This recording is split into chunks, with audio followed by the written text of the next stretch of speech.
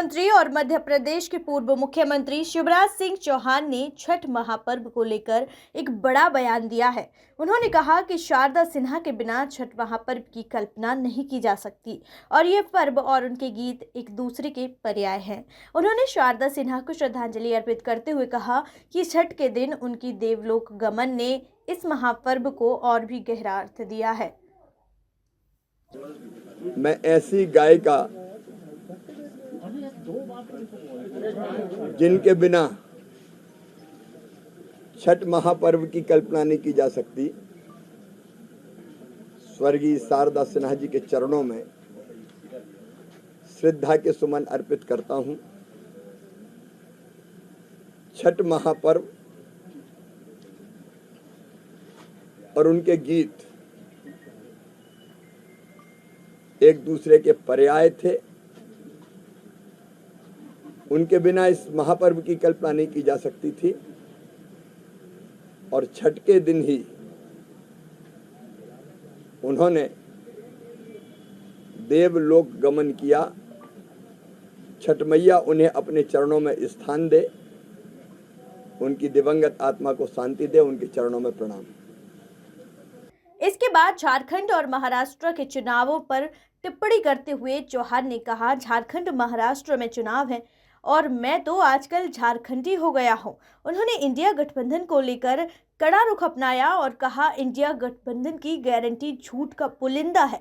चौहान ने आरोप लगाया कि 5 लाख सरकारी नौकरी नहीं दी, बेरोजगारों का भत्ता नहीं दिया और एक भी पुराना वादा पूरा नहीं किया, जिससे जनता का इन पर विश्वास नहीं रह गया है। चुनाव भी है और उपचुनाव भी है। झारखंड और महाराष्ट्र में चुनाव है। मैं तो आजकल झारखंडी हो गया हूँ, वहीं रह रहा हूँ। सर, झारखंड में कांग्रेस ने गारंटियां दी, पता नहीं है मल्लिकार्जुन खड़गे जी को। उनकी गारंटी इंडिया ब्लॉक की, इंडी गठबंधन की झूठ का पुलंदा है, क्योंकि जेएमएम और कांग्रेस ने पिछली बार भी गारंटियां दी थी। इन्होंने कहा था कि हम 5 लाख सरकारी नौकरियां देंगे, नहीं दी। इनने कहा था हर महिला को 2000 रुपया चूल्हा खर्च देंगे, नहीं दिया। चुनाव के 2 महीना पहले केवल एक योजना ले आए 1000 रुपया देने की। इन्होंने कहा था बेरोजगारों को बेरोजगारी भत्ता देंगे, नहीं दिया। इनने कहा था समर्थन मूल्य पर बोनस दे के धान खरीदेंगे, नहीं खरीदी। 117 वादे किए थे जेएमएम ने और 344 वादे किए थे कांग्रेस ने, एक पूरा नहीं किया 5 साल पहले। पुराने वादे पूरे किए नहीं, अब नए वादे लेके आ गए। इनकी गारंटी फुस्सी बम है जो कभी फूटती नहीं है और जनता को भरोसा नहीं है। भारतीय जनता पार्टी जो कहती है वो करती है। अगर हमने कहा था तो छत्तीसगढ़ देख लीजिए, उड़ीसा देख लीजिए, अभी चुनाव हुए और उन सारी गारंटियों को हम पूरा करने का काम कर रहे हैं, क्योंकि भारतीय जनता पार्टी और हमारे नेता आदरणीय नरेंद्र मोदी जी गारंटी पूरा करने की गारंटी है। इंडी गठबंधन की गारंटी पर कोई भरोसा नहीं करेगा। सबको पता है ये केवल झूठ बोलते हैं और झूठ परोसते हैं। मध्य प्रदेश के 2 बाय इलेक्शंस के संदर्भ में चौहान ने कहा, मध्य प्रदेश की सरकार प्रदेश को नई ऊंचाइयों पर ले जा रही है और जनता भाजपा के साथ है। उन्होंने 35% आरक्षण महिलाओं को दिया और कहा कि बुधनी और विजयपुर की जनता का भरोसा हमारे साथ है। चौहान ने अंत में कहा, जनता हमारे लिए भगवान है। देशों में बैठ के ये भी कहते हैं कि समय आने पर हम आरक्षण खत्म कर देंगे। उनकी कौन सी बात पे भरोसा करें? जहां तक विजयपुर और बुधनी के उपचुनाव का सवाल है, मोहन जी के नेतृत्व में भारतीय जनता पार्टी की यहाँ की सरकार प्रदेश के विकास और जनता के कल्याण के लिए जो काम कर रही है, वो प्रदेश को नई ऊंचाइयों पर ले जा रहे हैं। जन कल्याण का नया इतिहास रच रहे हैं।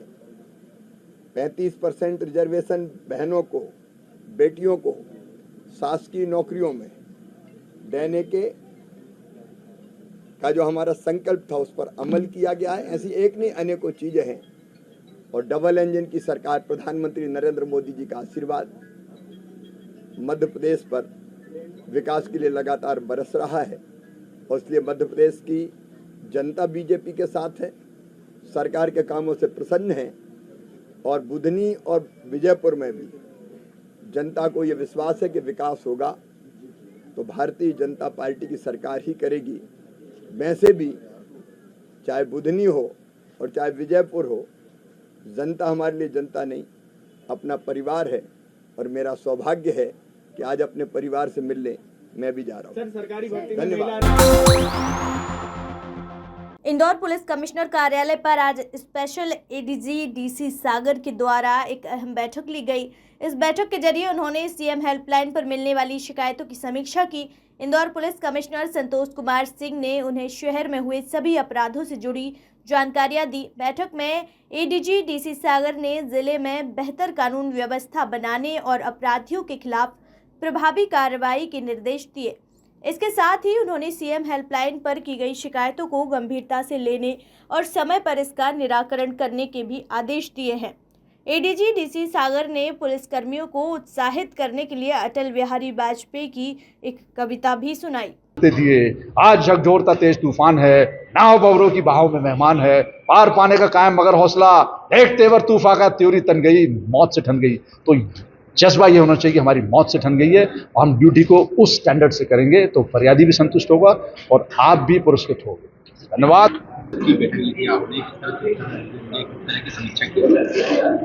नमस्कार, मैं डीसी सागर, एडीजी कंप्लेंट्स और ह्यूमन राइट्स पीएसक्यू। आज इंदौर कमिश्नरेट में सीएम हेल्पलाइन की शिकायतों के संबंध में एक बैठक रखी गई थी और इस बैठक का प्रमुख उद्देश्य ये था कि जो पुलिस मुख्यालय स्तर पर जो शिकायतें आती हैं उन शिकायतों की समीक्षा की गई और ये माननीय मुख्यमंत्री स्तर पर भी शिकायत की समीक्षा की गई। तो निकल कर ये आया कि हमारे जो पुलिस के अधिकारी कर्मचारी हैं बहुत ही कर्मठ हैं, बहुत अच्छी ड्यूटी करते हैं और ये जो शिकायतें हैं जो सीएम हेल्पलाइन पर पोस्टेड हैं, इन शिकायतों को भी उसी ऊर्जा, उसी उत्साह के साथ में वो निष्पादित करेंगे। इसी उद्देश्य के साथ मैं यहाँ आया हूँ और मुझे बड़ी खुशी है कि यहाँ पर सीपी साहब जो नवागत सीपी हैं संतोष सिंह जी, वो बड़ी कर्मठता से अपनी कर्मठता को वो अपने जो अधीनस्थ हैं उन तक पहुँचा रहे हैं। मुझे उम्मीद है कि शीघ्र ही हम सीएम हेल्पलाइन की जो शिकायतें हैं और विशेषकर शिकायतें जो बच्चियों के अपहरण से संबंधित हैं, जो प्रताड़ना से संबंधित हैं, उन पर विशेष ध्यान देते हुए और अन्य शिकायतों पर विशेष ध्यान देते हुए उन शिकायतों का जो शासन के परिपत्र हैं वो नियम अनुसार और संतुष्टिप्रद जो फरियादी को संतुष्टि हो उस दृष्टिकोण से उनका निष्पादन होगा।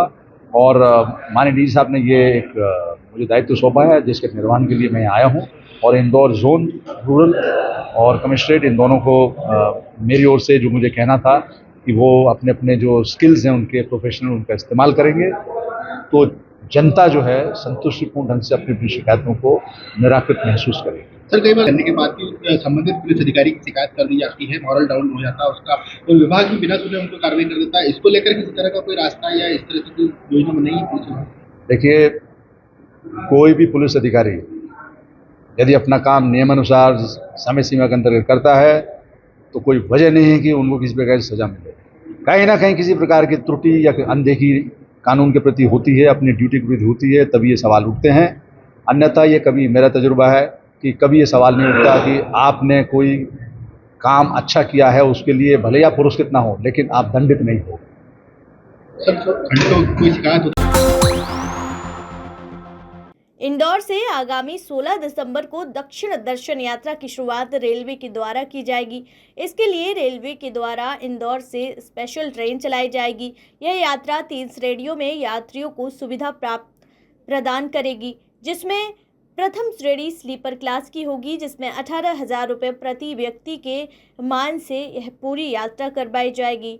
इसके साथ ही थर्ड एसी श्रेणी के लिए 29,500 और सेकंड एसी श्रेणी के लिए 39,000 प्रति व्यक्ति का पैकेज रेलवे के द्वारा तय किया गया है। यह पूरी यात्रा 9 रात और 10 दिनों के लिए होगी, जिसमें रेलवे की तरफ से दक्षिण के सभी प्रमुख स्थलों के दर्शन कराए जाएंगे, जिसमें यात्रियों के ठहरने, खाने पीने और दर्शन के लिए आने जाने की व्यवस्था भी रेलवे की तरफ से ही कराई जाएगी।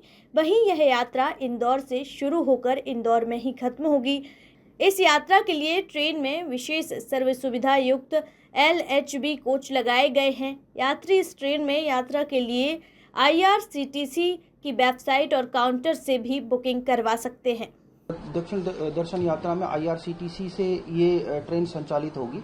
इसमें क्या है कि जो मेजर हमारे जो स्टेशन है ये पूरा जो पर्यटक ट्रेन है, इसमें यहाँ से इंदौर से देवास, उज्जैन, सीहोर इन स्टेशनों पे होते हुए इटारसी, इसके बाद में फिर दक्षिण की यात्रा के लिए जाएगी। तो मेजर जो है दक्षिण के जो मेजर जो स्टेशन हैं उनमें जो यात्रा जाएगी उसमें मेजर तिरुपति, रामेश्वरम, मदुरई, इस तरह के ये सारे जगह हैं, पर्यटक स्थल है। इन पे ये सभी जो तीर्थ यात्री हैं उनको ये यात्रा कराएगी।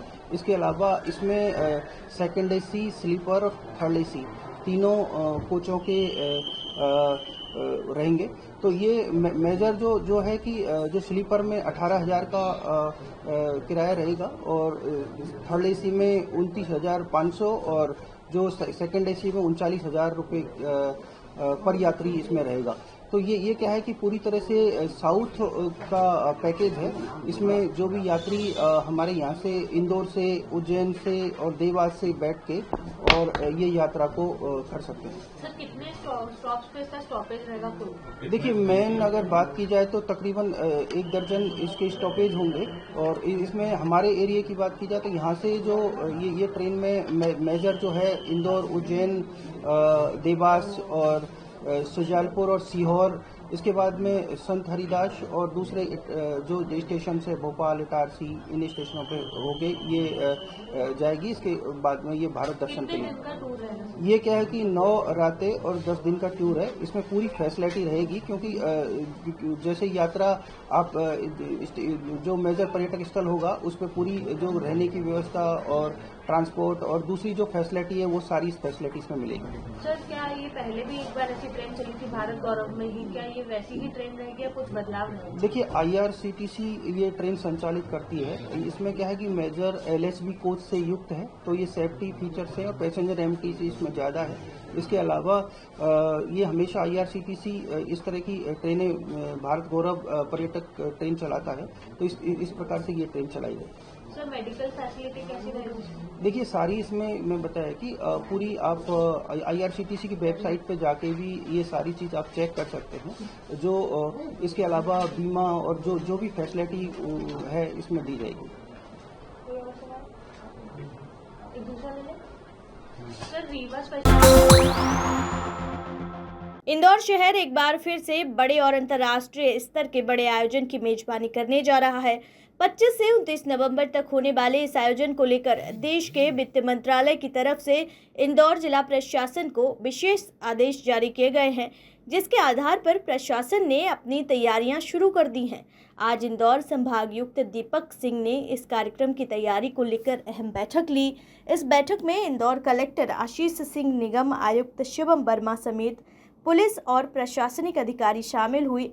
संभागायुक्त दीपक सिंह की माने तो इंदौर में 25 से 29 नवंबर तक EAG प्लेनरी अंतर्राष्ट्रीय स्तर का कार्यक्रम आयोजित होगा, जिसमें एशिया और यूरोप के देशों के प्रतिनिधि शामिल होकर मनी लॉन्ड्रिंग और आतंकवाद जैसे गंभीर मुद्दे पर चर्चा करेंगे।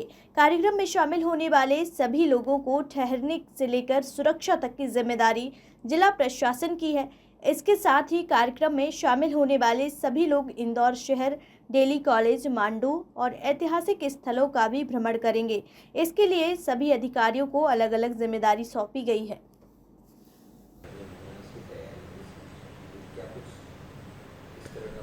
भारत सरकार के वित्त मंत्रालय के द्वारा आगामी 25 नवंबर से 29 नवंबर तक इंदौर में EAG प्लेनरी के एक अंतर्राष्ट्रीय स्तर के कार्यक्रम का आयोजन किया जा रहा है, जिसमें कि एशिया और यूरोप के विभिन्न जो देश हैं वो इस बात के लिए यहाँ पर बैठक करेंगे कि मनी लॉन्ड्रिंग और आतंकवाद में जो वित्त पोषण होता है उसको रोकने के लिए किस तरह से अंतर्राष्ट्रीय स्तर पे कदम उठाए जाएं। उसकी एक महत्वपूर्ण बैठक इंदौर में आयोजित है। आज उसकी तैयारी के लिए एक बैठक आयोजित की गई थी और इस बैठक में जो भी अतिथि आ रहे हैं उनके आगमन, प्रस्थान, रुकने, सुरक्षा इनके विषय में चर्चा की गई है। और हमारा प्रयास रहेगा कि इंदौर में जैसे पूर्व में भी बड़े अंतर्राष्ट्रीय कार्यक्रम संपन्न हुए हैं उसी तरह से ये भी कार्यक्रम शांतिपूर्ण और अच्छे व्यवस्थित रूप से संपन्न हो।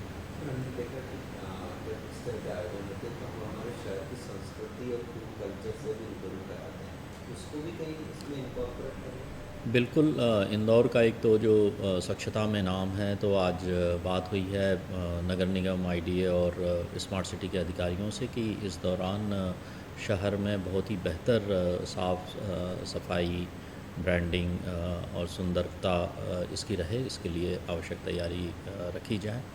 इसके साथ ही जो अतिथि आ रहे हैं उनका दिल्ली कॉलेज और मांडू का भ्रमण भी निर्धारित किया गया है। इसके अलावा जो यहाँ इंदौर के जो ऐसे हेरिटेज हैं और जो हमारे कुजीन हैं, सराफा या छप्पन वगैरह, उसके आमंत्रण भी अतिथियों को दिए जाएंगे। मध्य प्रदेश के मुख्यमंत्री डॉक्टर मोहन यादव अपने एक दिवसीय कार्यक्रम के लिए मंगलवार देर रात इंदौर पहुंचे थे। उन्होंने मीडिया से बात करते हुए कनाडा में हुए हमले की निंदा भी की और सिख समाज की तारीफ की। वहीं एक तरफ सीएम मोहन यादव ने वादवगढ़ नेशनल पार्क में हाथियों की मौत पर कहा कि दूसरे राज्यों से अब हाथी यहां आ रहे हैं, अब हाथियों को भी मध्य प्रदेश पसंद आ रहा है। उनकी सुरक्षा को लेकर पर्याप्त कदम उठाए जाएंगे। साथ ही मध्य प्रदेश के टाइगर की सुरक्षा को लेकर भी खास सावधानी बरती जा रही है। वहीं छतरीपुरा विवाद पर सीएम मोहन यादव ने बयान देते हुए फिर से दोहराया कि हिंदू समाज को त्यौहार मनाने से कोई कैसे रोक सकता है, ऐसा हुआ तो सरकार को बर्दाश्त नहीं होगा। प्रदेश सरकार सभी धर्मों को साथ लेकर चलने का प्रयास कर रही है, लेकिन कोई धर्म और परंपरा पर हमला करेगा तो उसके खिलाफ सख्त एक्शन लिया जाएगा। जानकारी में आया कि हमारे कुक्षी का परिवार गुजरात में गया था। गुजरात में गाड़ी में बच्चे बैठ गए और वो दुखद घटना हुई। मैं परमात्मा से कामना करता हूँ कि जिन बच्चों का साथ ये घटना घटी है परमात्मा सबको मोक्ष दे। लेकिन ऐसी दुखद घटना में मध्य प्रदेश सरकार अपने मध्य प्रदेश वासी उस परिवार के साथ भी है। इसलिए हमने इस घटना के लिए तुरंत राहत राशि में 5 लाख रुपए की राशि भी दी है और परिवार के दुख की घड़ी में सरकार भी उनके साथ है। और इस प्रकार की घटना न हो, इस प्रकार की मैं अपील भी करता हूँ। ये इलेक्ट्रॉनिक साधनों के लाभ भी है, लेकिन इस प्रकार से नुकसान भी है।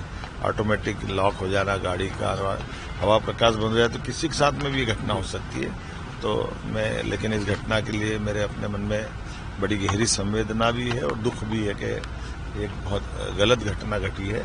लेकिन इस व्यवस्थाओं के आधार पर अब मैं परिवार में जिन बच्चों के साथ घटे उनके माता पिता, अभिभावक से भी अपील करता हूं कि वो भी सावधानी रखें। ऐसी घटनाओं से सबको सबक लेना चाहिए। पंडित देवेंद्र के साथ कुंभ में गैर भोपाल में आपका दिवाली मिलन हो गया याद एक बार। सर, जो कनाडा में स्थिति हो रही है, कैसे आप देखते हैं? पूरे देश भर में उसका विरोध है। कनाडा में हुई घटना की मैं कठोर निंदा करता हूं। खास करके देश विद्रोही लोगों ने हिंदू समाज के बीच में ये जहर घोलने का काम किया है। विदेशी शक्तियां भी उसी में है। मैं अपने देशभक्त हमारे सभी सिख बंधुओं का धन्यवाद भी अदा करता हूं, जिन्होंने आगे आकर के इसी घटना की निंदा भी की है और पूरा देश इस तरह की घटनाओं को बर्दाश्त नहीं करता। मैं कठोर शब्दों में निंदा करता हूं। सर, हाथियों को लेकर क्या कदम उठाए जा रहे हैं संरक्षण के लिए? जो घटनाएं हुई हैं मैं बीते दिन रायपुर में था, उसके बाद भी आपकी जानकारी में है कि ये हाथी हमारे अपने मध्य प्रदेश की आबो हवा उनको पसंद आई है। एक तरह से पहले आते जाते थे, लेकिन आज की स्थिति ये बन गई कि अब हमारे जंगलों में, यहाँ के रहन सहन में, यहाँ के जंगलों की व्यवस्थाओं में लगभग 100 से ज़्यादा हाथी अब मध्य प्रदेश के हमारे बांधवगढ़ से लगा करके उमरिया तक सभी जंगलों में स्थायी रूप से रुक गए हैं। तो प्रशासन के साथ हमने प्लान बनाया, फॉरेस्ट डिपार्टमेंट हाथियों की सुरक्षा के लिए भी, हाथियों की रहन सहन के साथ साथ जनजीवन में भी कोई कष्ट नहीं आए, इस तरह से हम पड़ोसी राज्यों के साथ भी इसके लिए तालमेल बनाने के लिए कल मुख्यमंत्री मेरी श्रीमान विष्णुदेव साय जी से भी बात हुई। हमने निश्चय किया है कि वो अपने उनके यहाँ भी 300-400 हाथी पहले छत्तीसगढ़ मध्य प्रदेश में वर्षों पुरानी कोई बात थी जब हाथी थे, लेकिन हाथी हमारे जंगलों में कभी रहते नहीं थे। लेकिन बदलते दौर में अभी ये नया समय आया है, तो हमारे अपने इस स्टेट के लिए तो और गौरवशाली बात है जब हम वन विभाग के माध्यम से अपने यहाँ पहला देश का टाइगर स्टेट है जहाँ सर्वाधिक टाइगर हमारे यहाँ है, लेपर्ड हमारे यहाँ है, चीता हमारे यहाँ है। ऐसे में हाथी भी हमारे यहाँ रहने लग रहे हैं, लेकिन इनकी दोनों तरह से जनहानि भी नहीं हो और पशु हानि भी नहीं हो। इसलिए हमारे प्रबंधन ऐसे रहेंगे कि आने वाले समय में जहां बड़ी संख्या में हाथी ऐसे कर्नाटक, असम, केरल इन राज्यों में हमारे अधिकारियों को भी भेजेंगे। हाथी विशेषज्ञों की टीम भी बना रहे हैं, वैसे हाथी मित्र भी, और बहुत सारे काम हम इस प्रकार से कदम उठा रहे हैं कि ये हमारे अगर स्थायी बसेरा बना रहे हैं तो ये जंगल की शोभा भी बनाए और अपनी मर्यादा में भी अपने अपने ढंग से सब जीवन यापन करें। सर, छतरीपुरा की घटना को लेकर क्या कहेंगे? जिस तरीके से वहाँ पटाखे, मैंने पहले भी कहा था, दोबारा दोहराता हूँ, मध्य प्रदेश में हम सभी धर्मों का सम्मान करते हैं, लेकिन कोई कानून और व्यवस्था की स्थिति हाथ में लेता है, सरकार इसको बर्दाश्त नहीं करती। इसलिए हमने दीपावली के दिन हिंदू समाज अगर पटाखे फोड़ता है तो कोई कैसे रोक सकता है, और अगर रोकेगा तो ये मध्य प्रदेश सरकार को बर्दाश्त भी नहीं है। मेरी अपनी ओर से पुनः आप सबके माध्यम से निवेदन करना चाहता हूं कि हम सभी को साथ में लेकर विकास भी चाहते हैं, लेकिन ये विश्वास भी कायम रहता है कि कोई कानून हाथ में लेगा तो हम पीछे नहीं हटेंगे। कानून का शासन है, कानून के तरीके से चलेगा। कानून सबसे निपटने में सक्षम है, सरकार सक्षम है। सर, कार बंद होने से बच्चों की 4 बच्चों की जबलपुर के थाना कोतवाली क्षेत्र में एक हिट एंड रन का मामला सामने आया है, जहां पर एक 3 साल की मासूम बच्चे की मौत हो गई। कोतवाली थाना क्षेत्र के एकता चौक पर देर रात एक दर्दनाक हादसा हुआ, जब तेज रफ्तार स्कॉर्पियो ने एक अग्रवाल परिवार को टक्कर मार दी। इस हादसे में 3 साल के मासूम की मौके पर ही मौत हो गई। पिता की गोद में बैठा बच्चा करीब 15 फीट ऊंचा उछलकर जमीन पर गिरा, जिससे उसकी मौके पर ही मौत हो गई। हादसे में माता पिता भी घायल हुए हैं। पुलिस के मुताबिक यह हादसा देर रात करीब 1:45 बजे हुआ।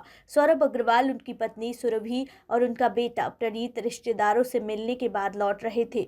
पत्नी सुरभि स्कूटी चला रही थी, तभी तेज रफ्तार स्कॉर्पियो ने उन्हें टक्कर मार दी। हादसे के बाद स्कॉर्पियो सवार गाड़ी लेकर मौके से फरार हो गया। घायल दंपत्ति ने बच्चे को लेकर विजयनगर स्थित निजी अस्पताल में इलाज के लिए पहुंचाया, जहां डॉक्टर ने बच्ची को मृत घोषित कर दिया। इस घटना के बाद कोतवाली थाना क्षेत्र के दरहाई में स्थानीय लोगों का आक्रोश बढ़ गया है और उन्होंने चारों गलियां बंद कर दी। लोग स्कॉर्पियो सवार की गिरफ्तारी की मांग कर रहे हैं। एक लेडी भी बैठी हुई थी, लेकिन पुलिस की लापरवाही चल रही। अभी तक कुछ नहीं किया उसने। अभी तक रात से अभी तक किसी भी प्रकार की सब लीपापोती चल रही है। स्कॉर्पियो ग्रे कलर की थी, MP 20 CA 4438। पुलिस ने अज्ञात वाहन के खिलाफ मामला दर्ज कर लिया है और स्कॉर्पियो सवार की तलाश शुरू कर दी है। थाना कोतवाली क्षेत्र अंतर्गत रात में करीब 10 बजे एक दुर्घटना हुई है। इसमें स्कॉर्पियो गाड़ी के द्वारा एक वाहन को टक्कर मारी गई, जिसमें एक महिला अपने बच्चे के साथ थी। तो उनको चोट लगने से वो घायल हुए और उन्हें अस्पताल भर्ती किया गया था, जिसमें कि जो लगभग 3 वर्ष का जो बालक है उसकी मृत्यु हो गई। इस घटना के उपरांत थाना कोतवाली में अपराध पंजीबद्ध किया गया है और जो वाहन है उसकी तलाश की गई। जो स्कॉर्पियो वाहन है वो लावारिस अवस्था में मिलने पर उसे जब्त किया जा चुका है और जो आरोपी चालक है उसकी तलाश की जा रही है। आज कुछ आक्रोश में देखा गया, लोगों ने पूरी गलियां बंद करके रखी हुई हैं, तो क्या समझाइए? ये काफ़ी दुर्भाग्यपूर्ण घटना है। इसमें 3 वर्ष के मासूम बालक की मृत्यु हुई है, जिसमें परिजन काफ़ी भावपूर्ण होकर हम लोगों ने उनसे चर्चा की है और हमारी पूरी कोशिश है कि उसको आरोपी को जल्दी से जल्दी पकड़ा जाए और उन्हें आश्वासन दिया गया है, उन्हें जो भी मदद होगी प्रशासन की तरफ से सभी मदद की जाएगी। ये गाड़ी जो है ये एक महिला के नाम पे दर्ज है। अभी वर्तमान में जो रिकॉर्ड उपलब्ध है उसमें अभी और कार्रवाई कर रहे हैं। उसमें जो उनसे पूछताछ की जाएगी। अभी उनके घर पे तलाश किया गया था जिसमें कि आरोपी मिला नहीं है और जो मालिक है उनसे वाहन चालक के संबंध में पूछताछ की जाएगी और यदि वो उसमें जो चालक है उसके बारे में पता चलने पर उस पर कार्रवाई की जाएगी। हाँ, इसका सीसीटीवी फुटेज सामने आया है जिसमें कि जो स्कॉर्पियो गाड़ी है उसने पीछे से जो 2 व्हीलर है उसको टक्कर मारते हुए दिखाई दे रहे हैं। उसमें अभी चालक का चेहरा स्पष्ट नहीं है। आसपास के लोगों से पूछताछ करके और कोई अन्य सीसीटीवी फुटेज प्राप्त होने पर उसकी आइडेंटिफिकेशन करके और आरोपी को पकड़कर कार्रवाई की जाएगी। सुनने में कोई महिला चला रही थी गाड़ी? अभी इसमें जो फुटेज उपलब्ध है उसमें ये क्लियर नहीं है कि वाहन कौन चला रहा था। अभी उसमें और विवेचना की जाना शेष है। उसमें जैसा भी फुटेज और आसपास के लोगों के बयान होंगे उस आधार पर कार्रवाई की जाएगी।